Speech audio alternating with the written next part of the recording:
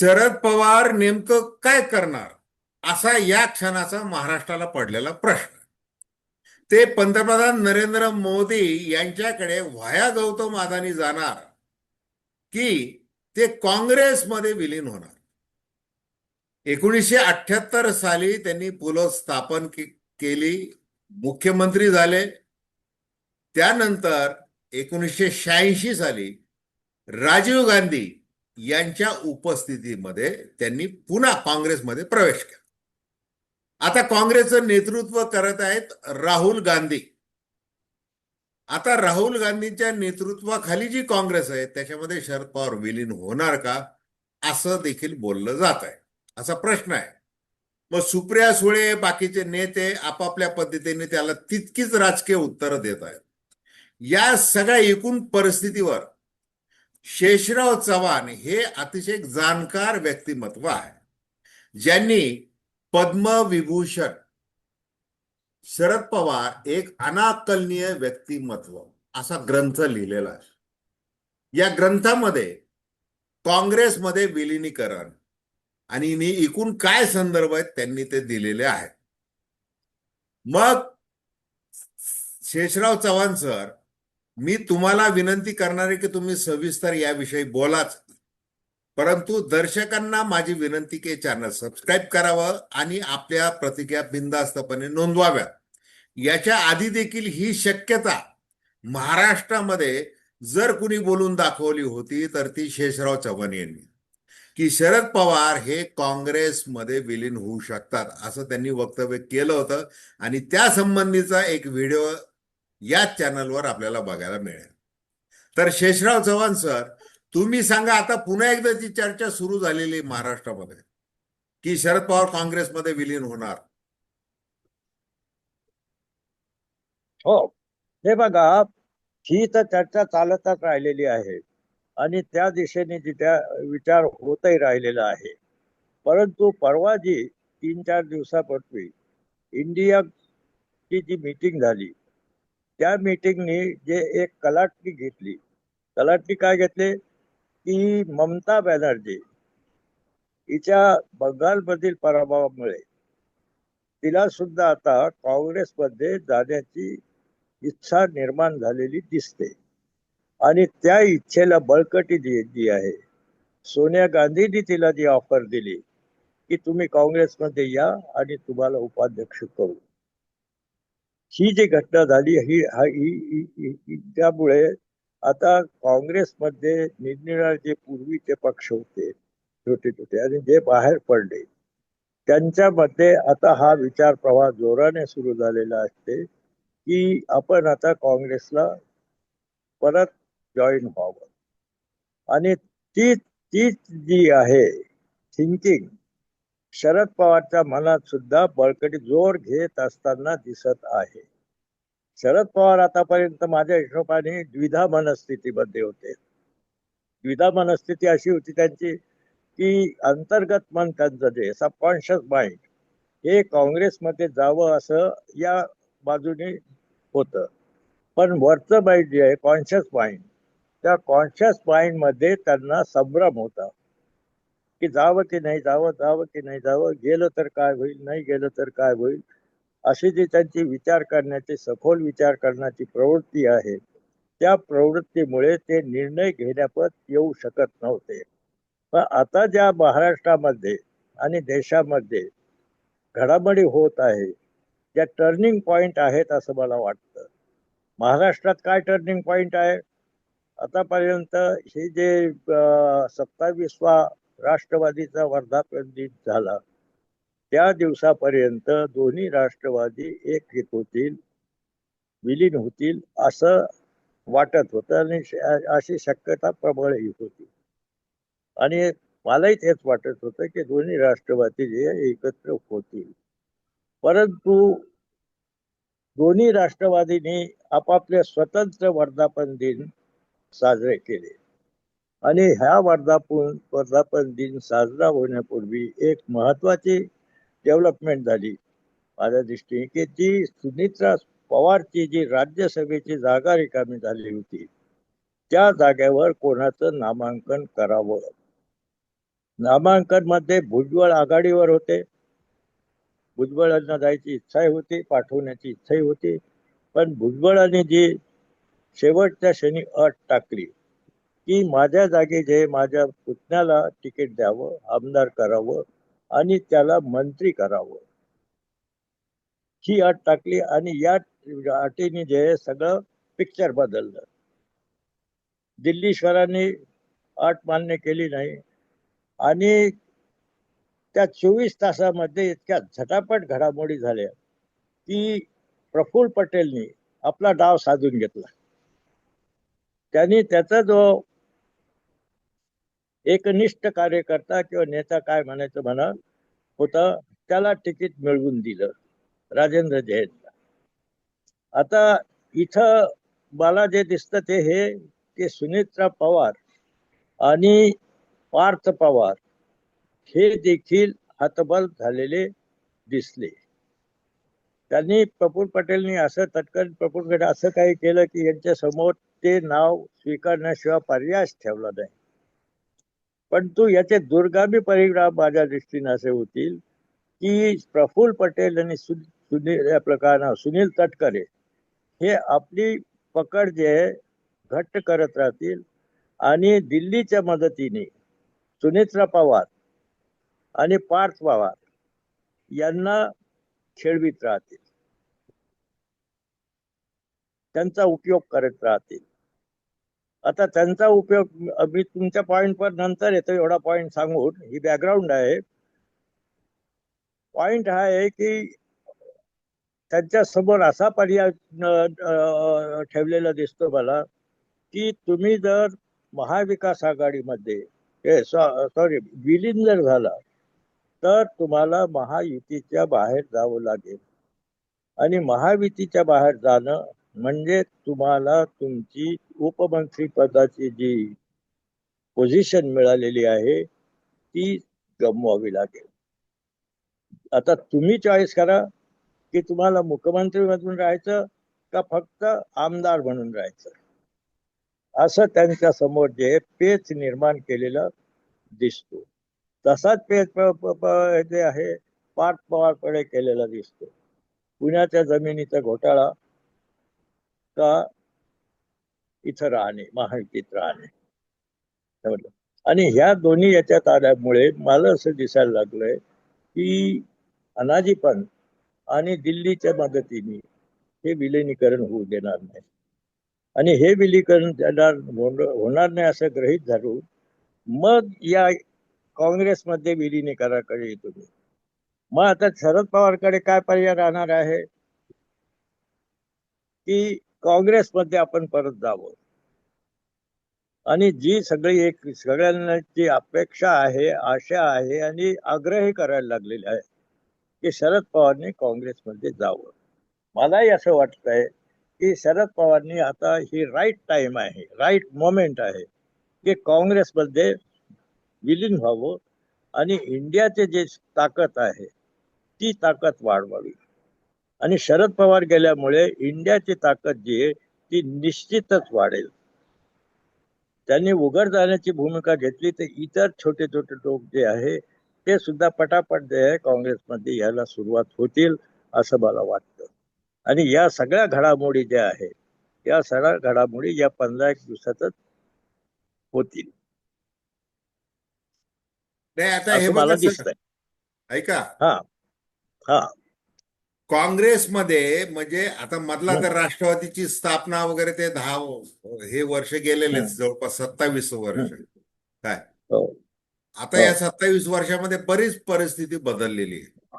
शरद हो. पवार हे म्हणजे शारीरिक दृष्ट्या म्हणा किंवा निसर्गता ते आता हम्म, थकलेले आहेत. ते निवृत्त हम्म, होण्याचा देखील ते विचार त्यांनी केलेला आहे. हम्म, आता ते ज्या वेळेला ह्या दोन्ही राष्ट्रवादीचं एकत्रीकरण, विलिनीकरण, मग ते कार्यकर्त्यांनी ठरवा वगैरे असं अनेक त्यांनी मुलाखती दिलेल्या आहेत. हम्म, दुसरीकडे आता ते त्यांच्या दुर्दम्य इच्छाशक्तीच्या जोरावर राजकारणामध्ये सक्रिय आहेत. ते राज्यसभेवर गेलेले आहेत. आता हम्म, तुम्ही जशी मांडणी केली की हम्म, भारतीय जनता पार्टीचं जे नेतृत्व आहे त्यांच्या अटी हम्म, ज्या आहेत राष्ट्रवादी काँग्रेसवर, आणि मग त्या अटी हम्म, मान्य करून हा राष्ट्रवादी काँग्रेस पक्ष चालवायचा, असंच हे चौकडी सगळं ते हम्म, करते. हम्म, मग अशा परिस्थितीमध्ये आपली विचारधारा न सोडता हम्म, हे शरद पवार जर यांना म्हणजे शरद पवार तिकडे जातील का एनडीए मध्ये, तर जाणार नाही.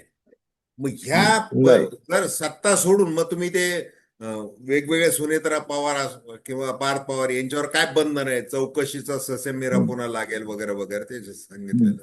हम्म, आता ही अशी परिस्थिती आहे. इकडं हम्म, काँग्रेसमध्ये काय परिस्थिती आहे? हर्षवर्धन हम्म, सपकाळ हे प्रदेशाचे अध्यक्ष आहेत. हम्म, ते सूचक बोलतात, परंतु आता हम्म, नाना पटोले आहेत, माजी हम्म, मुख्यमंत्री पृथ्वीराज चव्हाण आहेत, बाळासाहेब हम्म, थोरात आहेत. हे सगळे जे काँग्रेसमधले नेते आहेत, यांना हम्म, शरद पवार आणि त्यांची राष्ट्रवादी काँग्रेस ही सहन होईल का, हम्म, हा प्रश्न आहे. कारण की जसं हम्म, त्या काळामध्ये शंकरराव चव्हाण, हम्म, सुशील कुमार शिंदे, बरेचसे निष्ठावान काँग्रेस जे होते, हम्म, त्यांना ते खटकलं होतं की आता हे जर आलेत आपल्याकडे पुन्हा काँग्रेसमध्ये, तर हम्म, आपलं काही खरं हम्म, नाही. म्हणजे त्यांचं त्या अर्थाने हम्म, त्यांना विरोध पण होता शेवटपर्यंत. तर हम्म, आत्ताची परिस्थिती आणि त्या वेळची परिस्थिती हे तुम्ही कसं वर्णन हम्म, करा? हम्म. नाही, हे बघा, तुम्ही दोन तीन मुद्दे उपस्थित केले. एक मुद्दा तर तुम्ही पहिला उपस्थित केला तो शरद पवारच्या वयाचा. वय झाल्यामुळे ते थकलेले आहे. माणूस जो आहे तो सशक्त राहतो, त्याला वयाचे काही अट नाहीये. त्याची मानसिकता जे आहे, मेंदू जो आहे त्याचा, तो सशक्त राहायला पाहिजे, कार्य करत राहायला पाहिजे. शरद पवार जरी वयाने वाढलेले असले तरी त्यांचा मेंदू अजूनही सशक्त आहे आणि त्याच्या जोरावर त्यांना जे करायचं ते करतील. वयाचा काही प्रश्नच नसतो. वयाचा काही प्रश्न, मला 92 वर्ष पूर्ण झाले. मी आजही जे 16 तास काम करतो आणि जे करायचं ते करतो, तर तो फॅक्टर, वयाचा काही फॅक्टर नाहीये. नंबर एक. 100% नंबर दोन, मान्य. आता अं? 100% दुसरा मान्य पॉइंट जो म्हटलं, तुम्ही, बोला. हा, तर दुसरा पॉइंट जो आहे तुम्ही उपस्थित केला, तो हा की त्या सपकाळच्या मी नंतर येतो. पण दुसरा पॉइंट तुम्ही हा उपस्थित केला की विचारसरणीचा. आता विचारसरणीचा जर विचार करायचा असेल तर शरद पवारची विचारसरणी मुळातच काँग्रेसची आहे. आणि तुम्ही जे पुस्तक आता तुमच्या हातात आहे त्याच्यामध्ये मी लिहिलेलं आहे, शरद पवारनी स्वतः असं म्हटलेलं आहे की माझी विचारसरणी जे मूळ विचारसरणी जी काँग्रेसचीच आहे आणि ती मी कधीही सोडणार नाही. आणि त्यांच्याच मुख्यमंत्रित्वाखाली जे महाराष्ट्रामध्ये गव्हर्नमेंट शासन झाली होती, तिथं जेव्हा हा थोडासा विचलित करण्याचा प्रश्न आला त्यांना काँग्रेसमधून, काँग्रेसच्या विचार, त्यांनी स्पष्ट सांगितलं की मी ही विचारसरणी सोडणार नाही, या विचारसरणीला धरून जे मी शासन चालवी. तर ते विचारसरणीच्या बाबतीत काहीही संभ्रम करण्याची गरज नाही. आता तुम्ही जो सपकाळचा हे केला, हे सपकाळ फिपकाळ जे आहे ना, हे उगवत्या सूर्याला नमस्कार करणारे आहे. दिल्लीची जी हायकमांडची जी दिशा दिसेल त्याप्रमाणे हे इकडं तुतारी वाजवत राहणार. तर त्यांच्या शब्दाला, त्यांच्या स्टँडला काहीही महत्व नाही. हा तिसरा पॉइंट. त्याच्यानंतरचा पॉइंट जो आहे तो आता प्रॅक्टिकल पॉइंट खरा हा आहे विलिनीकरणाच्या बाबतीमध्ये, की शरद पवार जसं ममता बॅनर्जीला, सोनिया गांधींनी सरळ सरळ सांगितलं की तुम्ही काँग्रेसमध्ये विलीन व्हा, तुम्हाला उपाध्यक्ष करू. शरद पवारची सुद्धा तशी अपेक्षा असेल आणि ती रास्त आहे, त्याच्यात काहीही गैर नाही. शरद पवार जर काँग्रेसमध्ये विलीन झाले तर त्यांना एक निर्णायक भूमिका घेणारं पद जे आहे ते काँग्रेसला द्यावंच लागेल. आणि ज्या क्षणाला शरद पवारला ही खात्री होईल की आपल्याला हे पद मिळणार आहे तर ते काँग्रेसमध्ये सामील झालो असं जाहीर करतील. त्याच्यात फक्त एकच पॉइंट आहे डॉक्टर फळे, की काँग्रेसमध्ये जॉईन झाल्यानंतर काँग्रेसला बळकटी येण्यासाठी ज्या हेतूने इंडिया स्थापन झालेलं आहे तो हेतू साध्य करण्यासाठी 29 पर्यंतची वाट पाहावी लागेल. परंतु राहुल गांधीने एक अलीकडे स्टेटमेंट केले बघा, तुम्हाला आठवत असेल की 1 वर्षाच्या आत जे आहे नरेंद्र मोदी सत्तेवर राहणार नाही.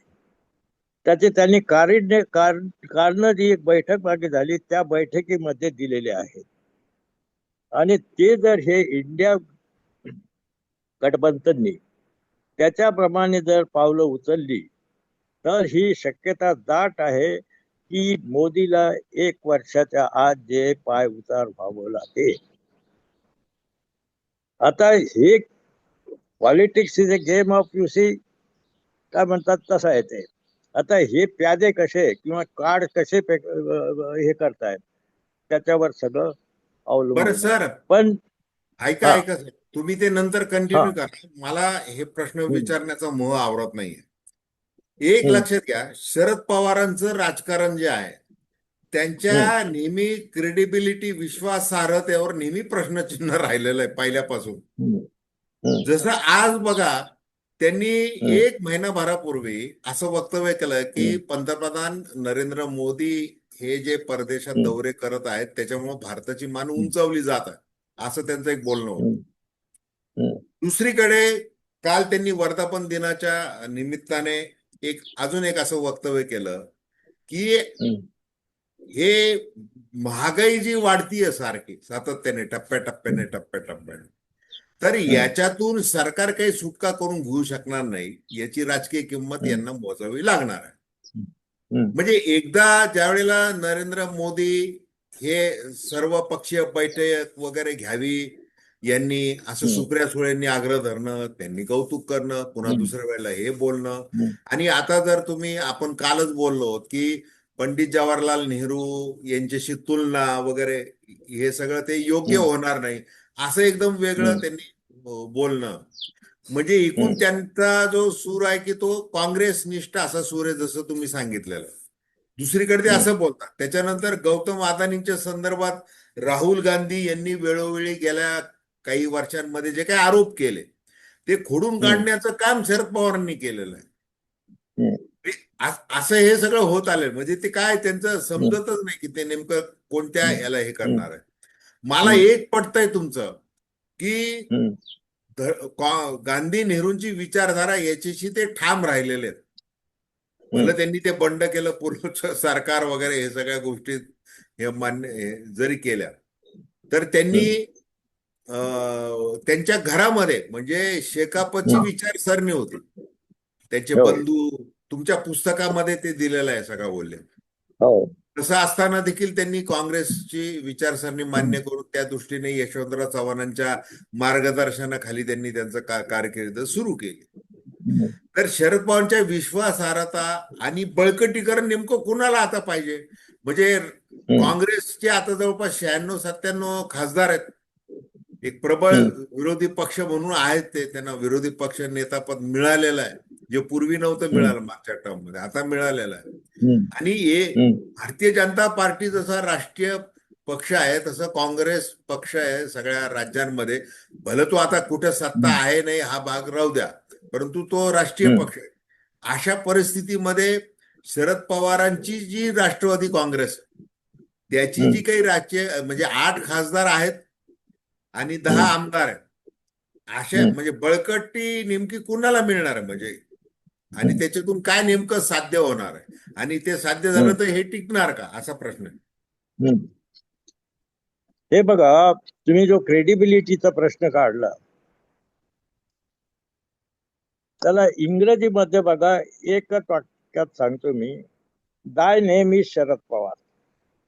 काय, सॉरी? शरद पवार, दाय नेम इज शरद पवार, हेच शरद पवारचे नाव आहे. राजकारणामध्ये ज्या माणसाला स्वतःच अस्तित्व सदैव विरोधकांना जाणवीत ठेवायला पाहिजे, ते शरद पवारला फार चांगलं अवगत आहे. कोणत्या वेळेस कोणती गोष्ट बोलावी, त्याचा उपयोग कसा करून घ्यायचा, याच्या इतका जाणकार जो आहे भारतामध्ये दुसरा कोणताही नेता नाही, हे मी निसंदिग्धपणे सांगू शकतो. आता राहिला क्रेडिबिलिटी, तर तुम्ही जे वारंवार वारंवार काही लोक काढतायत, परंतु या गेल्या 2-2.5 वर्षामध्ये तुम्ही जर शरद पवारच्या भूमिका बदलण्याचा आढावा घेतला निपक्षपाती, तर शरद पवारची पूर्वीची जी धरसोडची भूमिका होती ती 80-90% कमी झालेली आहे. आढावा घेऊन बघा, विश्लेषण करून बघा. आणि मी एक फार छोटासा माणूस आहे, पण माझ्या बुद्धीप्रमाणे, माझ्या विचारसरणीप्रमाणे मी 2-2.5 वर्षापूर्वी त्यांना सांगितलं होतं सिल्वर रोक्सला, की तुमची धरसोड वृत्ती सोडा आणि काय होतं ते बघा, आम्ही काय करतो ते बघा. आणि इन्स्टंटली शरद पवारने मला सांगितलं होतं की सोडली, आणि तेव्हापासून आजपर्यंत प्रमाण बघा. आता राहिला हे जे तुम्ही दिले उदाहरण, ते तर टिकवावंच लागणार ना, करावंच लागणार ना, फिलर सोडावेच लागणार. जर साधू संतासारखं राजकारणामध्ये राहिलात तर तुम्हाला कधी नष्ट करतील. शरद पवारच एक असा माणूस आहे भारतामध्ये की जो सत्तेवर असो नसो नेहमी महाराष्ट्रामध्ये आणि देशामध्ये, दिल्लीमध्ये a force to reckon with राहिलेला आहे. याच्याशी तर तुम्ही सुद्धा सहमत व्हाल, आणि ती माझ्या पुस्तकामध्ये लिहित आलेलो आहे मी. तर हे विषय गौण आहे, हे विषय गौण आहे. मुद्दा मूळ आता आजच्या घडीला हा आहे की शरद पवार काँग्रेसमध्ये विलीन होतील की नाही, हा मूळ मुद्दा आहे. आणि शरद पवार काँग्रेसमध्ये विलीन होतील जेव्हा त्यांच्या मनामध्ये ज्या काही एक दोनच गोष्टी आहेत, त्या गोष्टी साध्य होण्याची त्यांना खात्री होईल, ते सामील होतील. असं असं माझं अनालिसिस आहे. आणि हे सगळं जे आहे या ममता बॅनर्जीच्या बॅकग्राऊंड मध्ये ज्या घडामोडी होत आहेत देशामध्ये, ते बघताय हे जास्तीत जास्त महिन्याभराच्या आत सगळं पिक्चर क्लिअर होईल. आता बघा, त्यांना फिलर सोडण्याच्या बाबतीत मी का म्हणतो हे, की शरद पवारनी ही जी 27वी त्यांची वर्धापन दिन झाला, त्याच्यामध्ये त्यांचं प्रमुख भाषण कशावर होतं डॉक्टर फळे? नेहरूवर होतं. अत्यंत योग्य वेळी त्यांनी नेहरूचा धागा जो धरला, मोदीच्या त्या 12 वर्षाच्या ह्याच्यात, अरे हे हास्यास्पद आहे. It is a shameful thing doctor फळे, की मोदी म्हणतात माझी कारकीर्द नेहरूपेक्षा जास्त राहिलेली आहे. आणि किती राहिलेली आहे? 1 दिवसाने. त्यांचे 98 आहे, ते यांचे 99 आहे. आणि हे कसे? अरे पंतप्रधानच असतं ना. 1947 पासून ते नेहरूला पंतप्रधान मानायला तयार नाही. त्यांनी कॅल्क्युलेशन काय केले? कधीपासून केले? 52 पासून. पण नाव काय दिले? निर्वाचित पंतप्रधान. निर्वाचित पंतप्रधानापेक्षा माझी कारकीर्द 1 दिवसांनी जास्त आहे. आता शेवडं पोरगही याच्यावर हसायचं. तर आता राजकारणाची जे लेवल झालेली आहे भारतामध्ये, ती इथपर्यंत येऊन पोहोचलेली आहे. आणि त्या दिशेने राहुल गांधी जो प्रयत्न करत आहे, त्याचं वय लक्षात घेता, त्याची मॅच्युरिटी जी आहे त्याच्या वयापेक्षा फार जास्त आता दिसून यायला लागलेली आहे. आणि थोडासा या सिनियर्सने इगो जर बाजूला ठेवला आणि त्याला पूर्णपणे हृदयापासून जर सपोर्ट केला, तर त्याच्या म्हणण्याप्रमाणे परिवर्तन घडून यायला काहीच हरकत नाही, असं मला वाटतं आजच्या घडी. अगदी बरोबर सर. हे बघा, हम्म. राहुल गांधी यांना पप्पू ठरवण्यासाठी कोट्यवधी रुपये खर्च झाले भारतीय जनता पार्टीचे सोशल मीडियासाठी. असं थेटपणे बोललं बिलकुल जातंय वगैरे वगैरे, तो भाग असो. किंवा बिलकुल. पंतप्रधान नरेंद्र मोदी यांनी स्वतः, जसं तुम्ही माय नेम इज शरद पवार असं जे म्हणून जे हो सांगितलं त्यांचं रुतबा हो. राजकारणातला, तर मी यांचं बोट हं. धरूनच राजकारणात आलं वगैरे वगैरे, असं देखील मोदी बोललेले हो आहेत. हो. ही आहे. आता मला एक, आपल्याकडे वेळ सुद्धा कमी आहे, एक 3-4 हं, मिनिटांमध्ये मला एक उत्तर पाहिजे हं, तुमच्याकडून, हं. की आता ते डिलिमिटेशन बिल वगैरे ते पुन्हा एकदा आणण्यासाठी, आणि ते हो 2/3 जे बहुमत पाहिजे एनडीएला, म्हणजे तीनशे हो. बासष्ट तरी ती संख्या गाठायची आहे. हो. याच्यासाठी आता तृणमूल काँग्रेसचे खासदार असतील, तुमचे उद्धव हं, ठाकरेंचे खासदार असतील, शरद पवारांचे हं, खासदार असतील, हं, अजून काय मिळतंय आणि ती संख्या कशी वाढली जाईल हे देखील ते हं, पाहिलं जात आहे.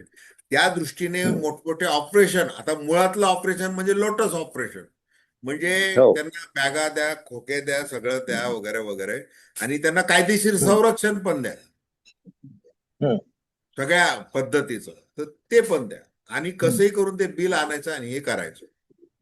हं, आता ते आणू शकतात का? नंबर एक म्हणजे, आता जर असं जर झालं हे काँग्रेसमध्ये हं, तृणमूल आणि राष्ट्रवादी काँग्रेस झाल्यानंतर हा विषय येणार नाही, पण असं झालं तर हं, मग, आणि नाही झालं तर हं, मग महिला मुख्यमंत्री म्हणून सुप्रिया सुळे हं, महाराष्ट्रामध्ये असं प्रोजेक्ट केलं हं, जाऊ शकतं का? अशी हं, चर्चा आहे. आता ही चर्चा कशी, की हं, कार्यकर्त्यांमध्ये लगेच चर्चा होऊन जाते, ती हं, ती ती हं, चर्चा सुरू हं, झालेली आहे. अशा बऱ्याच हं, गोष्टी आहेत. आणि ममता हं. बॅनर्जी ह्या आता, त्यांची राजकीय जी केविलवाणी अवस्था भारतीय जनता पार्टीने जी केलेली आहे, ती केलेली आहे, लगेच बरोबर आहे. काँग्रेसची आता किती अगदी प्रामाणिक राहू शकतात, ते काय करू अगदी शकतात, बरोबर आहे. काय वाटतं हं. तुम्हाला? नाही बघा, त्यामध्ये आता दोन गोष्टी. एक गोष्ट ती ही क्लिअर जर होत गेली की इंडिया ही बळकट होणार आहे, ती इंडिया. बळकट नक्की होईल. हं, शरद पवार आणि ममता बॅनर्जी इंडियामध्ये सामील झाले, उघड उघड सामील झाले, तर त्यांना पाहून इतर छोटे पक्ष काही लोक येतील, तर हे बळकट होईल हे तर नक्कीच आहे. आता दुसरा प्रश्न तुम्ही सुप्रियाचा जो काढलेला आहे, तो सुप्रियाचा प्रश्न असा आहे की शरद पवारला निश्चितच वाटावं की आपली मुलगी आपली वारस व्हावी, आणि त्याच्यात काहीच गैर नाही. Blood is thicker than water ही म्हणच आहे समजली. पण ती परिस्थिती निर्माण होण्यासाठी जे वातावरण निर्माण करावं लागेल, ते वातावरण निर्माण करण्यामध्ये कितपत यशस्वी होतात त्याच्यावर हे अवलंबून आहे. दुसऱ्या सुळ्याला महाराष्ट्राचं चीफ मिनिस्टर करायचे असेल तर त्याच्यासाठी आधी जी प्रस्थापित आजची जे सरकार आहे ते सरकार पाडावं लागेल, तर तो प्रश्न येईल.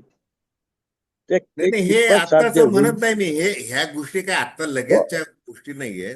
पुढे अजून 2029 पुढचं सुद्धा ला सांगतो. वेळ आहे. पुढचं ते सुद्धा ते सांगतो. ते डोक्यात ठेवून शरद पवार काँग्रेसची ताकद वापरतील का, असा माझा प्रश्न होता तो.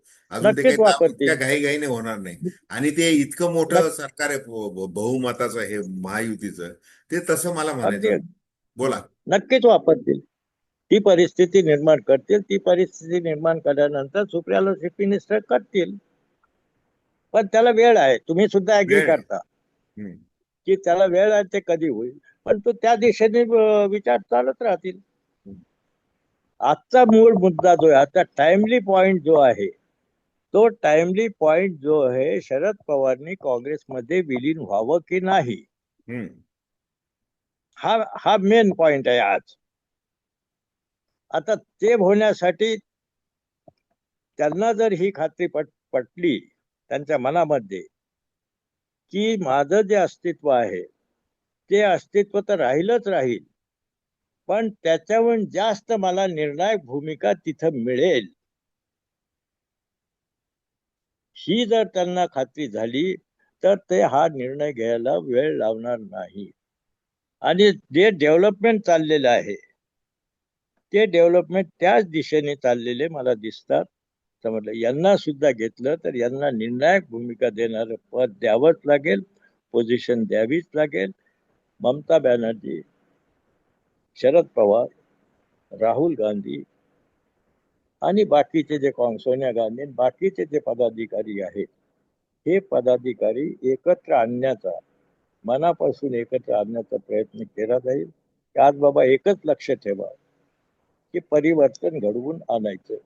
मग ते परिवर्तन कसं घडून येईल त्या गोष्टी आपण कराव्या. या बरं सर, पॉइंटवर आता जे हे सर आपल्याला थांबावं लागणार आहे, वेळ संपते, 1च मिनिट आहे. मला जाता जाता एका हा प्रश्नाचं एका ओळीमध्ये उत्तर द्या की शरद हा पवारांची मानसिकता आता झालेली आहे की राहुल गांधी यांच्या नेतृत्वाखालची जी काँग्रेस आहे त्याच्यामध्ये विलीन हा व्हायचं आहे, हो असं एकूण तुमचं सांगणं आहे. आता मला तिची हो वेळ काय असू शकते? एकाच वाक्यात उत्तर देतो. हा. As on today, Sharad Pawar is incline to merge in Congress. संपलं. नाही नाही, वेळ कोणत्या वेळेला ते होऊ शकतात? मी ते हे जे होईल हे सगळे ह्या महिन्याच्या आत बाहेरच होईल. हा. 1 महिन्याच्या आत बाहेरच होईल. बर. याला आता जास्त वेळ लागणार नाही. पण तो ते त्या दिशेने विचार करण्याची, ते इन्क्लाइंड टू थिंक जे म्हणतो मी, त्या दिशेने विचार करण्याची त्यांची मानसिकता झालेली दिसते. फक्त निर्णय जाहीर करायची जे आहे बाकी राहिलेली आहे. आणि हे सगळ्या ज्या घडामोडी देशात होतील त्या या महिन्याभरातच होतील. सर खूप खूप धन्यवाद. आणि दर्शकांना विनंती की आपल्या प्रतिक्रिया कॉमेंट बॉक्समध्ये अवश्य लिहाव्यात. ही चर्चा आवडली असल्यास इतरांना देखील ऐकवण्यासाठी ती शेअर करावी. खूप खूप धन्यवाद. धन्यवाद सर. अरे मी तुमचे आभार मानतो की हे जे